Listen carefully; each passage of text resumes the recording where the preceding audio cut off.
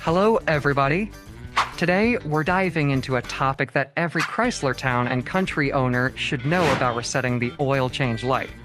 Now, if you've ever found yourself staring at that pesky oil change light wondering what to do, you're in the right place. In just a few simple steps, I'll guide you through resetting it like a pro. So let's do it.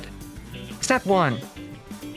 Turn on the car, but do not start the engine or press the start button twice without stepping on the brake pedal. Step 2. Just simply step on the gas pedal all the way down 3 times within 10 seconds, and that should get it to reset. Once you're done, you can turn off the ignition and then start the engine to verify the indicator has been reset. If it is not reset, you can repeat it. If you found this guide helpful, don't forget to give it a thumbs up and subscribe to our channel for more insightful content.